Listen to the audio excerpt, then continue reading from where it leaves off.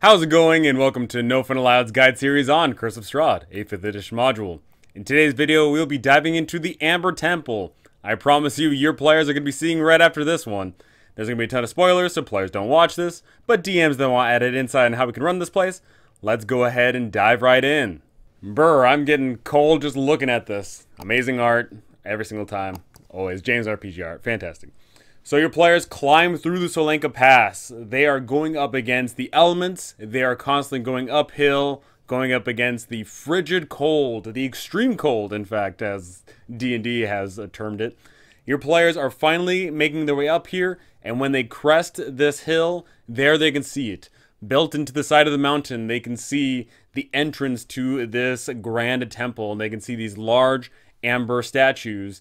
And they will also be able to spot that there is not one but two entrances to this location.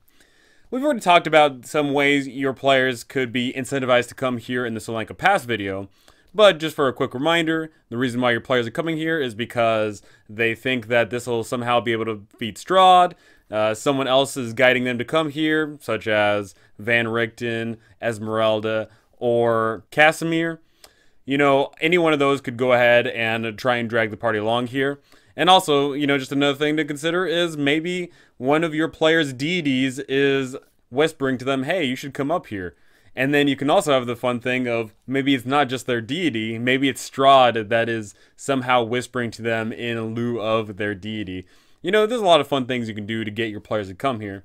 So let's go ahead and dive into what they actually find once they arrive. Starting off with, let's go ahead and look at the intro to Chapter 13 here. We get some great insight onto this location. The Amber Temple was built 2,000 years ago, and it was built in order to hold these evil vestiges of these remnants of dead malevolent entities. Unfortunately, the people that built this temple and tried to defend from the evil slowly got corrupted and either died, you know, from nature or killing themselves or whatever. Eventually, the place just basically became a remnant. But, you know, it's located so high up here in the mountains, nobody could really stumble across it. Except for one person did. One person named Exithanter. Exithanter is an evil archmage that stumbled across this place and slowly started roaming around the joint and discovered the secret to lichdom, a very big deal. After his transformation, the Lich Exithanter took over the temple and turned the skulls of the previous defenders into flame skulls that now roam around this place. And Exithanter has taken it upon himself to overlook this temple, not to hoard over its evil secrets, but to share them openly. Eventually, in comes Strahd. Strahd finds this place because he's seeking immortality. Exithanter sensed that this was a man of destiny. The evil powers in the temple felt something much stronger, a darkness that eclipsed their own. Strahd communed with these evil vestiges and eventually made a pact with them. That pact, of course, is what led him to killing his own brother and drinking of his blood, which made him the first vampire. Strahd has actually returned to the Amber Temple several times in order to learn new magics, but also trying to find a means of escaping. Of course, the dark powers aren't going to let him go. He is now a prisoner in the jail cell that he created himself. Characters who visit the temple can sense great evil. The dark vestiges imprisoned within the temple try to corrupt them, offering them secrets and gifts in exchange for a taste of the evil that lurks within their true hearts. Very auspicious stuff. Your players arrive here. I would go ahead and recommend that if you have any holy people in the party, then go ahead and say that you sense malevolent intent coming from this location. Make them feel uneasy. Because the people that aren't in tune with divine powers may not understand what that is, but people that are more in tune, such as clerics or depending on how you run it, paladins, may have that sense of divine justice or maybe feel that divine corruption coming from here. Something to note is that the Amber Temple also suffers from the extreme cold. Inside, the place is a whopping negative 10 degrees Fahrenheit. That is negative 23 degrees Celsius for all my non-US people. Very big stuff. You come in here and it's not going to be that good. Yes, it is probably better than outside because outside you're contesting with the winds. But inside here, you know, there's not much of a heater. So people are still going to have to carry some heat sources on them, whether they're wearing cold weather gear or using some spells, or in Casimir's case, you're just using that ring of warmth to make sure that you don't freeze to death. Now on to the locations of the Amber Temple, starting off with Area 1, the temple facade and the narrow fissure. When your players arrive, you get this beautiful text block that you can go ahead and show off to your players, and they'll understand a bit of what they're seeing. And then as soon as they make their way through here, they'll be able to see that, yeah, there's that main entrance, but to the left there, they can see that something has been broken away. And if they make their way up to that narrow fissure, they see that they could theoretically start climbing through here. Mind you, if you have, for some reason, anybody that's of a larger size, that may be impossible. But more importantly, when your players make their way to that fissure, they'll be able to hear that there is noise coming from inside, specifically creatures, and those creatures, of course, as we can tell, are berserkers. Making our way down to areas 2 and 3, we have the entrance. When your players walk down the main staircase, they'll be able to see that there's some arrow slits in here. This is, of course, at some point must have been protected heavily, but, you know, there's no one in here anymore. Except there is a body in here, specifically in area 2B, the guard room. When your players look through the arrow slits, they'll be able to see that there's a skeleton of a wizard slumped in the corner. The odd thing is, though, is that if your players look around, they'll be able to see that there is no door. And, of course, the arrow slit is way too small for anybody to slip through without any sort of magic. So that might get them thinking that, oh, maybe you need magic to get in here. Or, of course, if you have people that are thinking more conventionally, they'll probably think to themselves, hey, there's probably some secret door somewhere. So I imagine that a lot of groups are going to see a wizard in the corner, and if you go ahead and say that they're clutching a wand to their chest, some people may think that's something fancy and start looking around the place and go ahead and reward them if they make their way to Area 3. In Area 4, the Overlook, as your players make their way through here, they'll be able to see the large scope and scale of this location. They'll be able to look over the railings and see this massive statue that looms overhead, and that is, of course, Area 5. Your players will be able to see this monumental thing, and they'll be able to see all these arrow slits and all these doors and see how this place is, you know, freezing to death, but there's also a bit of grand scope and scale to this location. As well as they'll also be able to see that this place is somewhat broken, as you can see there in Area 23. In Area 5, the Temple of Lost Secrets. Here, once again, another awesome little info dump you can go ahead and dump on your players, but also the fact that we get some information about an Arcanoloth. You see that statue that is staring at your players at the balcony there. That statue is actually housing an Arcanoloth named Nepheron. Nepheron guards this location and is actually willing to go ahead and zap whoever comes within range, which is pretty scary. Nepheron is incredibly powerful, as all Arcanoloths are, and this is really going to highlight what level your players show up here at. If they are a lower level, then a single chain lightning is going to kill them. It just is. But even more so, as we'll see here pretty soon, once the Arcanoloth begins casting spells, the 3 flame skulls in Area 17 are going to make their way through here and start shooting out magic missiles and fireballs. That is tremendous. If you have a lower level party here, a single chain lightning and then some fireballs is going to wreck them. There's no chance that they can go ahead and do anything. Even if they make all of their saves, the fact that they're just taking a bunch of damage for free is going to be more than enough than they can handle. So I strongly recommend that if you have a lower level party here, you go ahead and ease off on the gas. But I'm going to go ahead and say, once we get to the special events here, that maybe there's some way that your players show up here and aren't attacked by all the creatures inside. But we'll be going over that in that special event. Another thing to consider is that this area is broken up into 2 different maps. So when you go ahead and describe that, oh yeah, there's these statues that are down there, they actually can't see them on this map, unfortunately. You're going to have to go ahead and sometimes bounce between the 2 maps, which can be a little frustrating, but hopefully your players understand the verticality of this location.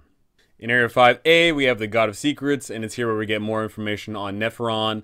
Nepheron's inside of this 40-foot tall statue, and you actually can't see into this thing. There is a darkness, and unfortunately, unless you have someone that can have true vision or is able to dispel it, you're not going to be able to see what is going on. The only thing they're going to see is lightning and other such spells shooting out from this place. So that's pretty scary. Your players just walk in, they see this 40-foot tall statue, and lightning and other things are just hopping out of the darkness. Pretty creepy. If your players are more than willing and up to the challenge, then your players may be going ahead and storming the place, and in which case they may be able to defeat poor little Nepheron. And once they defeat Nepheron, his body's just going to disappear. He is a fiend, so he's not going to die. He's basically just going to dissolve, but all of his gear is going to be here. And what's really cool is that he's actually got some gear worth getting. He's got some decent amount of gold worth of items, but more importantly, he's also got a robe of useful items, and that robe of useful items is very useful. There is also a Fortunes of Ravenloft here, so if your players have this as their fortune, they're going to need to storm this place. But once again, we'll be going into how to interact with the denizens of this place in the special events. Area 6, we have the Southeast Annex. When your players arrive in here, if they're not making any noise, they're only going to find basically just a room that leads to other rooms, but they'll also be able to see that there's a hole in the ground.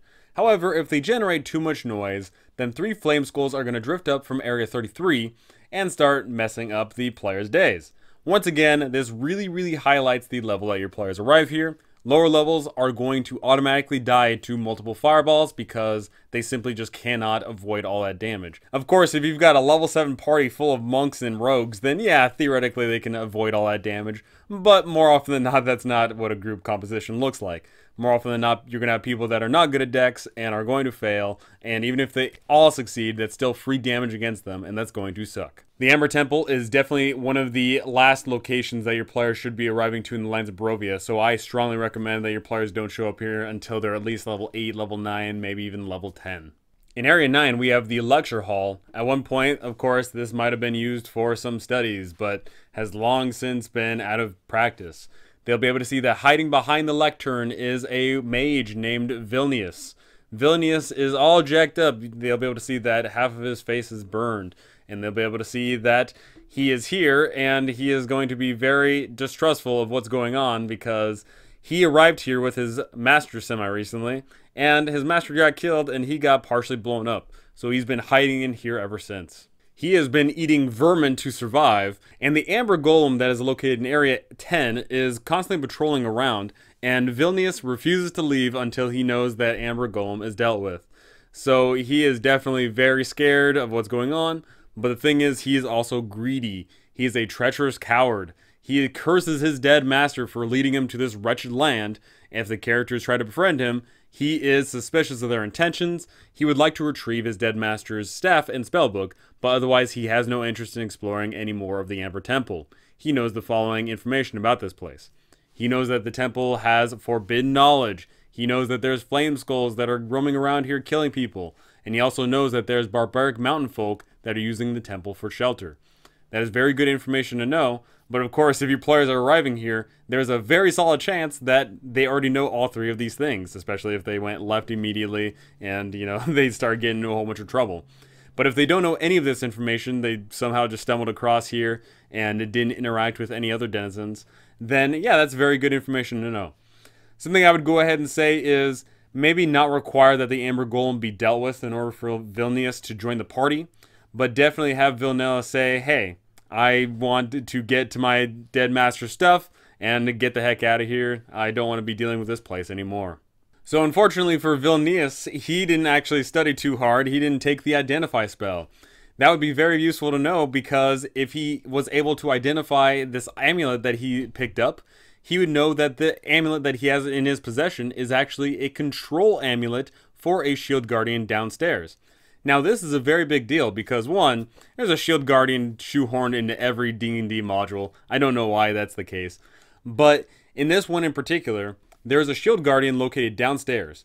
If your players do not get this amulet off of Vilnius, then they lose their potential in order to control that shield guardian.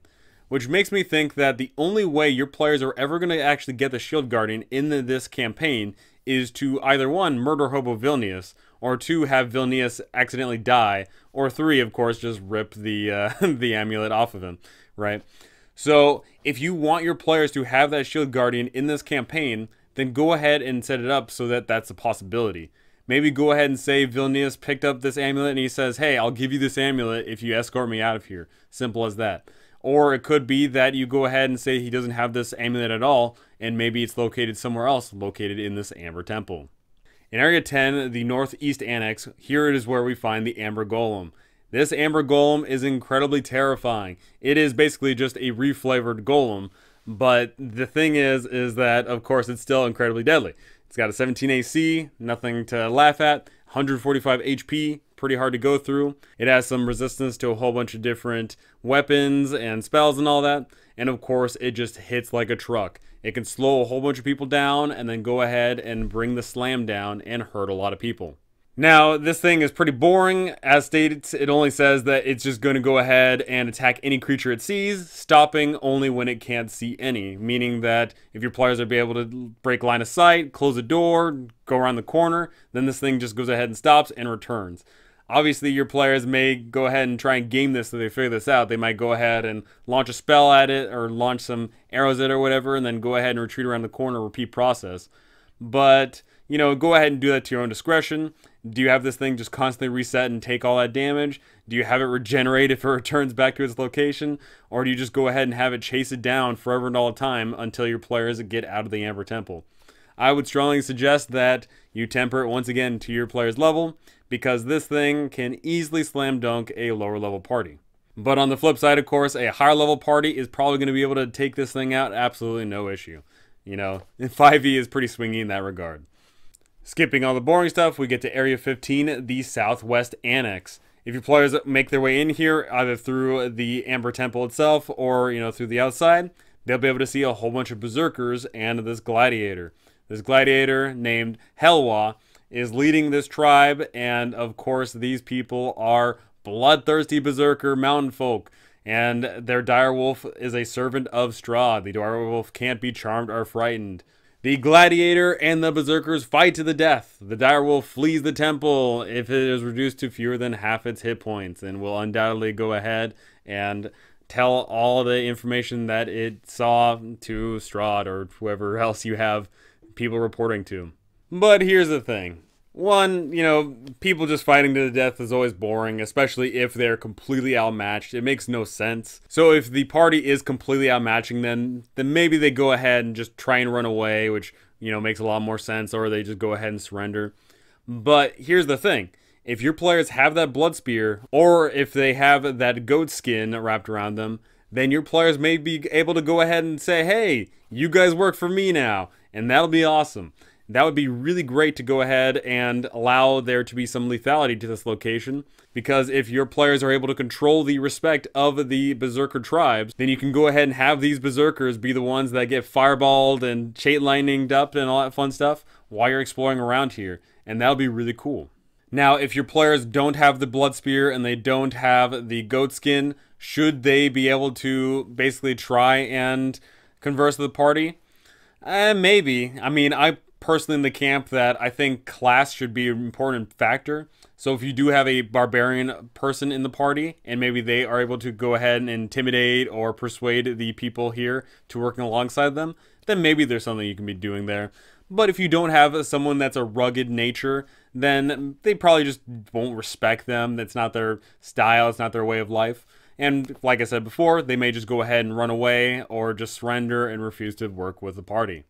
Area 17, the Upper West Wall. Once again, we find the 3 flame skulls that your players may be getting into a fight with, but, you know, once again, temper that to your own desires. It is here where your players will be able to find the corpse of the wizard named Jakarian. Jakarian, of course, brought his little ward in here to go ahead and search the place for a whole bunch of magics and stuff, which, you know, he was actually correct in. There was actually some really great stuff to find here, especially if you are a wizard. But he didn't survive. He got fireballed to death. His ward was able to get away. But the thing is that the wizard spellbook didn't survive, but his staff did. He has a staff of frost. Imprinted on it is the fragment of the wizard's personality. The first character who touches the staff gains the following flaw.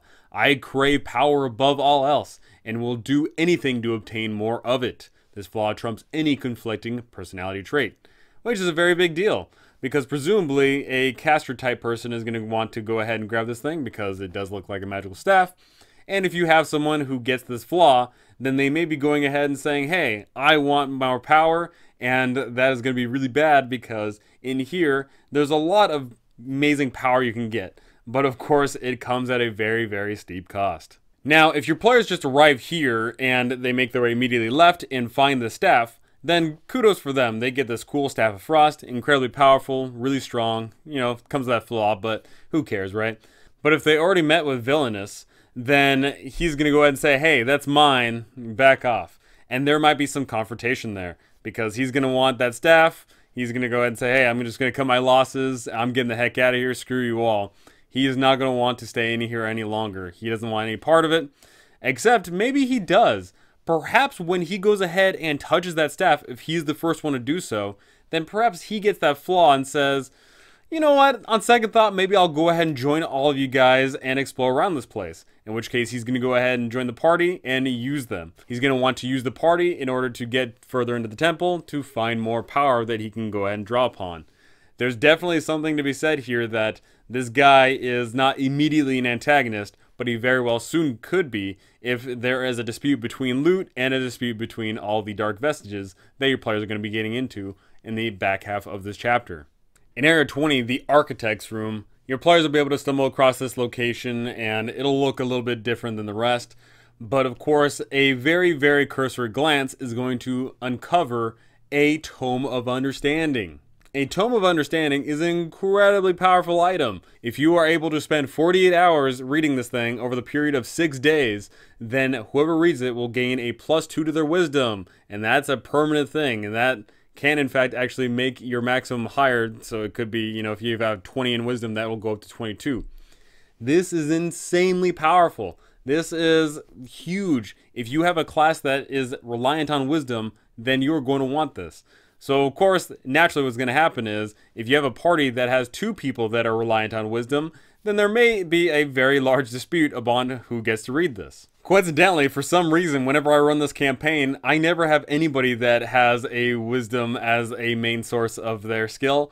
So one thing to consider is, if you don't have anybody that uses wisdom, for some reason you have no one that's a cleric or you have no one that's a monk, then maybe you go ahead and do change this. I do think that a Tome of Understanding actually doesn't even fit with what's going on here. I do believe that you could go ahead and change out to be the one that involves intelligence, because, you know, wizards use intelligence, they don't use wisdom. So maybe you go ahead and change that up depending on the kind of group you have. Maybe not make it strength, because, you know, wizards are nerds. Wizards don't need strength, right? But maybe make it any one of the mental ones, not the physical ones. A Fortune of Ravenloft can be found here as well. Pretty interesting. The other thing to note about this is the fact that there is this little construction of Castle Ravenloft. So depending on the group and game that you have, they may or may not have already been to Castle Ravenloft already. If they have already been to Castle Ravenloft, then they can go ahead and look at the floor plan and say, oh yeah, we've been there, we've been there. But if you have no one that's ever been there, then that might prove very interesting. They may gain some insight on where to go and what to do. This is entirely up to you, but one thing I would recommend is maybe you go ahead and show them bits and pieces of the isometric map of Castle Ravenloft if they go ahead and start looking at this little replica. And that can, of course, be a really fun way to get your players some insight on to the castle. But of course, they're not going to be able to see any of the furniture or anything. They're not going to know certain things about the crypts. They're just going to know the basic floor plan, which I think is perfectly fine. Because once they actually get in there and they start moving around the place, they are going to be horribly lost anyway, even if they are staring at a map, because the place is just so dang confusing. In Area 22, the Northwest Annex, when your players arrive in here, they'll be able to see that there's torches that are lit, and covering the table is magnificent feast. But of course, they're obviously going to know that this is totally a trap of some kind. But sometimes players love just walking into traps anyway. So the table is real, but the torches, the feast, and the chair are not. They are a programmed illusion. They'll be able to feel around this place, and some things do feel real and some things don't. But the real draw here is an ewer. There's going to be this ewer that if your players touch it, then 7 specters are going to fly up and start attacking the party, which could prove a very dangerous thing because they could go ahead and start life draining everyone. Once your players deal with these specters, or they just run away, I guess, they'll have this ewer. Any poisonous liquid poured into this ewer is instantly transformed into an equal amount of sweet wine. Furthermore, a creature that grasps the ewer's handle can command the ewer to fill with 1 gallon of wine, and it can't produce more wine until the next dawn. Many unscrupulous Barovians and Vistani would kill to obtain this ewer. Others would gladly pay for it or accept it as a gift. Which, this is a tremendous thing. Wine is incredibly big a deal in the land of Barovia, right? If you are running the game where, you know, there's resources in the lands of Barovia and the Wizard of Wine's winery is running out of wine, then this could be a game changer. Because yeah, it only produces a little bit amount of wine, but a little amount of wine is far better than nothing. Of course, the Vistani are going to love this thing because that means they don't have to go ahead and, buy from other people. There's obviously some nasty Barovians that would love this thing. But if you were to go ahead and give this to someone, such as one of the tavern owners or a burgomaster, then they may be able to go ahead and dispense this out just a little bit. You're only able to get 1 gallon out of this thing just each day. And then, of course, the poison is a little bit tough because how are Barovians going to get their hands on some poison? I find that that's probably not too likely. Some Barovians might have some poison, but more often than not, it would just be the Vistani that would have some poison. But still, wine is wine, and that's fantastic that there is some semblance of a way to give wine to the Barovian people. In Area 24, the West Shrine, this is a very dangerous trap, but only if you're alone, or if, every single person fails the saving throw. So when your players walk in here, any living creature that enters this room must make a DC 16 Wisdom saving throw or be drawn to the statue as if affected by the Sympathy spell. What is Sympathy? Sympathy. The enchantment causes the specified creature to feel an intense urge to approach the target while within 60 feet of it or able to see it. When such a creature can see the target or comes within 60 feet of it, the creature must succeed on a Wisdom saving throw or use its movement on each of its turns to enter the area or move within reach of the target. When the creature has done so, it can't willingly move away from the target. If the target damages or otherwise harms an affected creature, the affected creature can make a Wisdom saving throw to end the effect. So, as we can able to tell here, there's actually some people who succumbed to this thing, and there's 2 little skeletons right there. Because if you're by yourself, then you pretty much die. You're just basically trapped here within 60 feet of this thing and can't leave basically from this room. So yes, this is a very scary one. If some way, somehow, all of your party walks in here and they all fail those saving throws, then theoretically that's game over, right? Well, of course, there's a lot of fun things we can go ahead and do to shake things up, such as maybe a barbarian shows up in here and triggers something, or maybe a flame skull drifts in here and shoots a fireball and, maybe gives your players a fighting chance, albeit, after taking some damage. There's a lot of fun things you can go ahead and do to literally shake up the party if they all succumb to this thing. But I'm willing to bet that at least one party member will succeed on this saving throw and maybe go ahead and start dragging people away or try and cover the statue or do something clever. If your party is naturally curious about walls and goes ahead and touches everything and of course looks for secret compartments or doors or whatever, they'll be able to find Area 26, the secret alcove. If they open this thing, then hundreds of skulls fall out of the cavity behind the door. Pretty creepy. This is going to take several minutes in order to clear out, but once they are all cleared out, they'll be able to see that attached to the 30-foot high ceiling of this dark room is an upside down iron chest with a barrel-shaped lid. It's 30 feet up, so it's pretty freaking hard to deal with. But, people are going to be very creative. People are going to figure out a way to open this thing because they see a chest at the top, they're going to want to open it. However, of course, this is just a big old troll. Your players climb through all these skulls. They see this chest of 30 feet up. They go all the way up there. If the chest lid is open, the floor of this room disappears as if affected by the disintegrate spell, creating a 10-foot square hole above Area 39, which is down below. Creatures standing on the floor when this disappears fall 30 feet in the northwest corner of Area 39. The chest is empty. So, just a classic and hilarious troll. Your players are going to be furious and you're going to be laughing and it's going to be a fun time. Area 27, we have the Liches Lair. The only way to access this location is through one of the secret doors. So your players have to honestly work to get here. Once your players arrive, they'll be able to see a person moving around. Red pinpoints of light burn in the skeleton's eye sockets as he says, "Do I know you?" This is a big deal. If your players see this token art, they may already know that this thing's a lich. But of course, they'll be able to look around and hopefully they'll be able to understand that this creature has intelligence and hopefully they don't go ahead and just start beating up on him. Fortunately for them though, this is not a true lich. This Lich Exithanter has unfortunately forgotten all of his prepared spells and he only knows his cantrips, and in his current condition he is a little bit weaker. He's only got 99 HP, but even a Lich with cantrips is still pretty gross because all of his attacks deal 4 dice of whatever cantrip he uses. A Greater Restoration spell cast on the Lich restores all of its memories and all of its spells. A second casting of Greater Restoration restores his normal hit points back up to 135. But the thing is that this guy is kind of lost. He doesn't know what's going on. he is just completely out of it. And your players may not be strong enough to cast Greater Restoration, or they may not have the inclination to cast Greater Restoration on this individual. So how do we roleplay out Exithanter?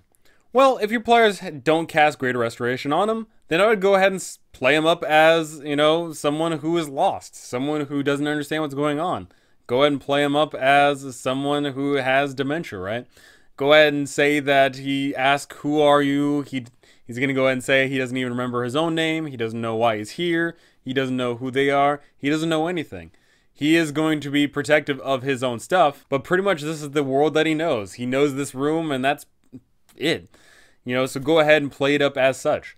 If you have any sort of NPC that arrived here with them, such as Van Richten, Esmeralda, Casimir, maybe even Villainous, they may go ahead and say, hey, you know, this guy's kind of crazy. I wonder if someone was able to greaterly restore him, or, you know, whatever vernacular you use for spells.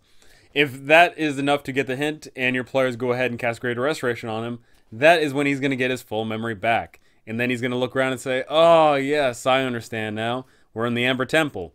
And he's going to go ahead and give all the information away because he doesn't particularly care. He wants to share this awesome gift. He wants to share all this awesome knowledge and power. He will go ahead and give away all of the secrets around here. He's going to go ahead and tell the players how to go to all the places. He's going to give away all the secret names and code words. And he's going to go ahead and offer to escort the party around.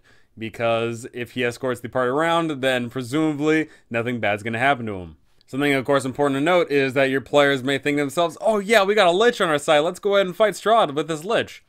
Well, no. Exithanter has no alliance or animosity with Strahd, and no interest in challenging Strahd for control of Barovia.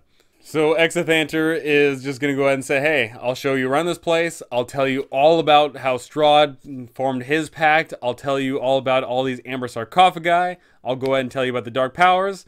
And heck, if you have a wizard in the party, maybe he goes ahead and offers to tutor them in wizardom. That could be really fun. We'll be covering Exithanter and his impact in the campaign at the end of the Amber Temple. For as smart as Exithanter is, unfortunately his phylactery is not too far away from him, which is not what you want. If you're a Lich, you want your phylactery to be very far away and for no one to be able to go near it. So here we have in Area 20, the hidden phylactery. If your players open this place up, they'll be able to see a scaly arm and a chest. Your players will be able to go ahead and destroy the phylactery should they desire, but the only way to destroy this phylactery is through 20 points of radiant damage in a single blow. In Area 30, we have the Preserved Library. This text is actually really awesome. It actually states out that covering the ceiling is a fresco that depicts angels being set ablaze in a hell. You know, that's pretty dark. That's pretty creepy. Your players walk through here, they'll be able to see all these massive library shelves, and they'll be able to see all this location set up nice and well. And, of course, they'll be able to see all these angels burning above them. Pretty awesome imagery, if you ask me. So here's the really cool thing. Of course, your players are going to be finding themselves in this library if they, you know, start marching around through all the secret doors, they climb up through the staircase, or they're led here by Exithanter. What do they find? They actually find that all of these books are empty. As soon as you pick one up and open it, there's nothing in there. But of course, Exithanter knows the trick. He is able to look at a book and know that it has a command word, and if you speak aloud this command word, or if you have true seeing, you can see the magical text. The tomes contain vile forbidden lore. Many spellbooks are hidden here, collectively holding every wizard spell in the book.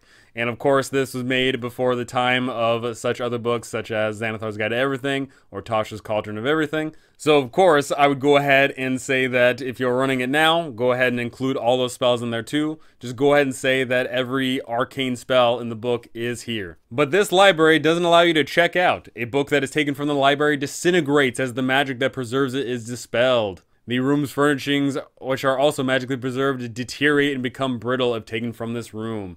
So yes, if you go ahead and restore Exithanter's memories, then he's going to go ahead and say, hey, don't take these out of here. You just can't. But if your players come here and they haven't met with Exithanter, they may get the inclination to go ahead and take some of these books, which, you know, once again, unless they have true seeing, they are not going to know what they are. If they take any of these books, they're going to disintegrate as soon as they leave, and then hopefully they understand that they shouldn't be taking these things away. And just like that, we're done with floor 1 of the Amber Temple. I promise you the real meat and potatoes of this location is floor 2, because that is where your players are going to be sealing their souls away. That is where your players are going to make dark and evil deals with foreign entities. But of course, that is going to be for another video. Thank you so much for watching, and thank you to all my amazing patrons out there. You guys are absolutely awesome. Thank you so very much. That is going to do it for me, and I cannot wait to see you all in the next one.